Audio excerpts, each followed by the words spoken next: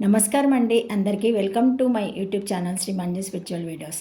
మనం ఈరోజు వీడియోలో చండీ హోమం ఎందుకు చేయాలి అన్న దానిపైన వీడియో ఉంటుందండి. తప్పకుండా చూడగలరు. స్కిప్ చేయకుండా చివరి వరకు చూసే ప్రయత్నం మాత్రం చేయండి. ప్లీజ్ హైప్ ఇవ్వండి, లైక్ చేయండి, షేర్ చేయండి, నచ్చితే సబ్స్క్రైబ్ చేసుకోండి. శ్రీమాత్రే నమః.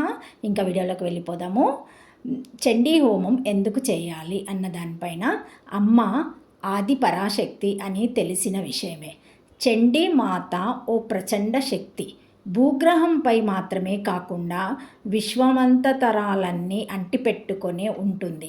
సృష్టి జరగడానికి, అది వృద్ధి చెందడానికి, తిరిగి లయం కావడానికి అవసరమైన శక్తి అంతా ఆమెలోనే ఉంటుంది.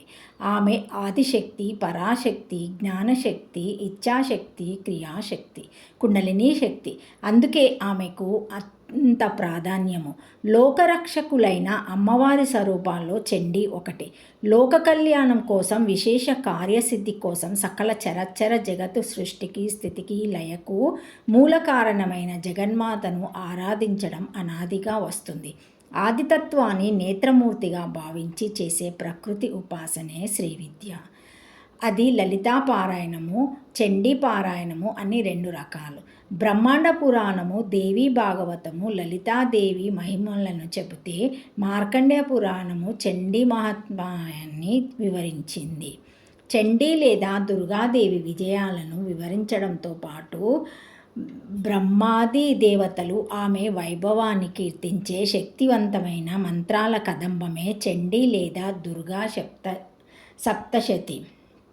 ఒకటి, చండీ హోమంలో ఉన్న మంత్రాలు మరియు అధ్యాయాలు. చండీ సప్తశతిలో 700 మంత్రాలు ఉంటాయని ప్రతీతి. అయితే ఇందులో ఉన్న మంత్రాలు 578 మాత్రమే.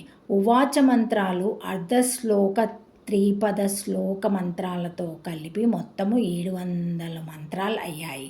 బ్రహ్మి, నందజ, రక్తదంతిక, శాకంబరి, దుర్గా, భీమ, భ్రమరి అనే 7 దేవతామూర్తులకు సప్తశతులు అని పేరు. వారి మహాత్మ్య వర్ణనతో కూడిన మంత్రాలు కాబట్టి దీనికి చండీ సప్తశతి అనే పేరు వచ్చింది. ఇది శక్తియే హోమం కనుక నిష్టగా చేయవలసి ఉంటుంది. దుర్గా లేదా చండీ సప్తశతి 3 చరిత్రలుగా, 3 అధ్యాయాలుగా ఉంటుంది. తొలి భాగంలో ఒకే ఒక అధ్యాయం ఉంటుంది. రెండో భాగంలో 3 అధ్యాయాలు, 3 భాగంలో 9 అధ్యాయాలు ఉన్నాయి. వీటిలో మధుకైటభ వర్ణన, మహిషాసుర సంహారము, శుంభ నిశుంభల వధతో పాటు బ్రహ్మాది దేవతలు చేసిన పవిత్ర దేవీ స్తోత్రాలు ఉంటాయి. సప్తశతిని 3 పద్ధతులలో ఆచరిస్తారు. పూజ, పారాయణ, హోమము. ఈ 3 పద్ధతుల్లో జగన్మాతను ప్రసన్నం చేసుకుంటారు. పారాయణంలో దశాంశము హోమము, దశాంశము తర్పణము ఇస్తారు. చండీ హోమానికి సంబంధించిన నవచండీ యాగము, శతచండీ యాగము, సహస్ర చండీ యాగము, ఆయుత 10,000 చండీ యాగము, నియుత 1,00,000 చండీ యాగము, ప్రాయుత 10 లక్షలు చండీ యాగము ఉంటాయి. 2, చండీ పారాయణ వలన సమాజానికి జరిగే మేలు. ఎక్కడ చండీ ఆరాధనలు జరుగుతాయో అక్కడ దుర్భిక్షము ఉండదు, దుఃఖము అనేది రాదు. ఆ ప్రాంతంలో అకాల మరణాలు ఉండవు. లోక కళ్యాణము, సర్వజనుల హితం కోసం పరబ్రహ్మ స్వరూపిణి అయిన చండికా పరమేశ్వరులను పూజించాలని సుత సంహిత ఉద్ఘాటిస్తుంది. కలియుగంలో చండీ పారాయణకు మించిన శక్తివంతమైన ఫలసాధనము మరొకటి లేదని శాస్త్రవచనం. ఇహపర సాధనకు చండీ హోమము ఉత్తమము. 700 మంత్రాలతో కూడిన చండీ సప్తశతిని పారాయణ చేసి హోమం నిర్వహించడమే చండీ హోమం.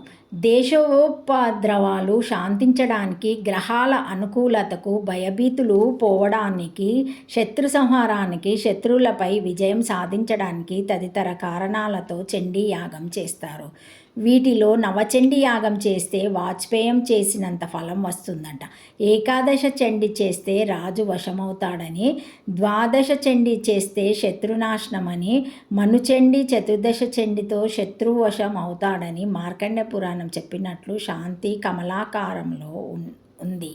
ఇక శతచండి చేస్తే కష్టాలు, వైద్యానికి లొంగని అనారోగ్యము, ధన నష్టము తదితరాలు తొలుగుతాయి. సహస్రాస్ర చండితో లక్ష్మీదేవి వరిస్తుంది, కోరికలు నెరవేరుతాయి. లక్షా చండి చేస్తే చక్రవర్తి అవుతాడని మార్కండ పురాణంలో ఉంది. దీనినే నియుతా చండి అంటారు. ప్రయుతా చండి అంటే 10 లక్షల చండి సప్తశతి పారాయణాలు. శ్రీమాత్రే నమః. Thank you.